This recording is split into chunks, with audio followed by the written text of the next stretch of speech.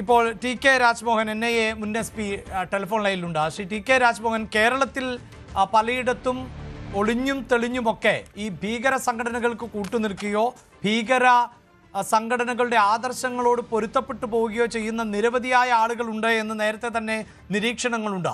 അതിനോട് ചേർത്ത് വെക്കേണ്ട ഒന്നായി വേണമോ ഇതിനെയും കാണാൻ?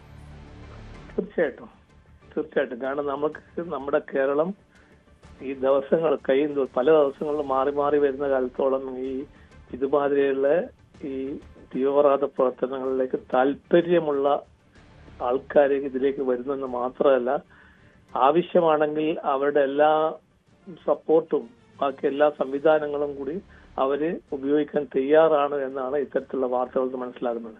കാരണം നമ്മുടെ അന്വേഷണ ഏജൻസികൾ അല്ലെങ്കിൽ നമ്മുടെ ഇന്റലിജൻസ് ഏജൻസികൾ നമ്മുടെ സർക്കാരും ഗവൺമെന്റും നിയമ സംവിധാനവും അല്ലേ വളരെ കണിശമായിട്ടും കാര്യങ്ങൾ UAPA പ്രകാരം മുന്നോട്ട് പോകുമ്പോഴും വീണ്ടും അതിനൊക്കെ മറികടന്നുകൊണ്ട് അല്പം ചില ആൾക്കാരെങ്കിലും ഈ തീവ്രവാദത്തിന് കൂട്ടുപിടിക്കുകയാണ്, അതിന് ചുക്കാൻ പിടിക്കുകയാണ്, അല്ലെങ്കിൽ അതിന്റെ സംവിധാനങ്ങളോട് താല്പര്യം കാണിക്കുകയാണ്.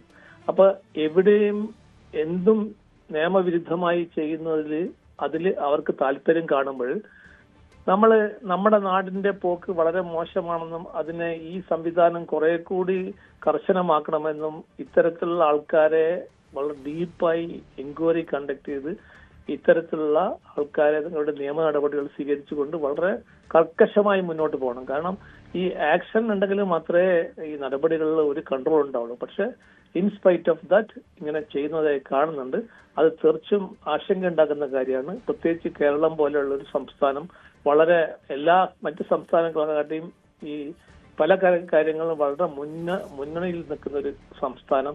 ഈ സംസ്ഥാനത്തിന്റെ പൈതൃകം അല്ലെങ്കിൽ സംസ്ഥാനത്തിന്റെ ഈ എഡ്യൂക്കേഷണൽ കാപ്പബിലിറ്റി, സംസ്ഥാനത്തിന്റെ ബാക്കി സംസ്ഥാനങ്ങളുമായുള്ള ആ മുന്നേറ്റം, ഇതൊക്കെ ഉണ്ടെങ്കിലും ഇത്തരത്തിലുള്ള ആൾക്കാർ നമ്മളെ ഈ സംസ്ഥാനത്തും കേരളത്തും ഇങ്ങനെയുള്ള വിവരക്കേടുകൾ കാട്ടുകയാണല്ലോ എന്ന് പറയുമ്പോൾ വളരെ വളരെ സങ്കടം ഉണ്ടാക്കുന്ന വിഷയമാണ്. എന്നാലും അന്വേഷണ ഏജൻസികൾ ഇതിന്റെ പിറകെ തന്നെ ഉണ്ടാകും.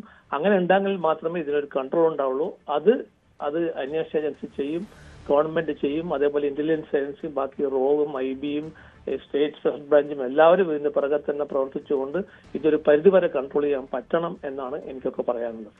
റൈറ്റ്, വളരെയധികം നന്ദി ശ്രീ ടി കെ രാജ്മോഹൻ ഞങ്ങളോട് പ്രതികരിച്ചതിന്. ഈ സൂചിപ്പിച്ചതുപോലെ തീവ്രവാദത്തിന്റെ വേരുകൾ അത് പിഴുതുമാറ്റുക എന്നത് നമ്മുടെ ഭരണകൂടത്തിന്റെ ഉത്തരവാദിത്വം തന്നെയാണ്. ഡൽഹിയിലെ സ്ഫോടനം നമ്മൾ കണ്ടതാണ്. വൈറ്റ് കോളർ ടെററിസം എന്നതാണ് ഇപ്പോൾ രാജ്യത്ത് നടന്നുകൊണ്ടിരിക്കുന്നത്. അതായത് ഉന്നത ജീവിത നിലവാരം പുലർത്തുന്നവരും ഉയർന്ന വിദ്യാഭ്യാസ യോഗ്യതയുള്ളവരുമൊക്കെ ഈ തീവ്രവാദത്തിൽ ആകൃഷ്ടരാകുന്നു എന്ന് പറയുമ്പോൾ അവിടെ കേരളം ഉൾപ്പെടെയുള്ള സംസ്ഥാനങ്ങളെ നമുക്ക് മാറ്റി നിർത്താൻ പറ്റുന്നില്ല എന്ന് വേണം മനസ്സിലാക്കാൻ.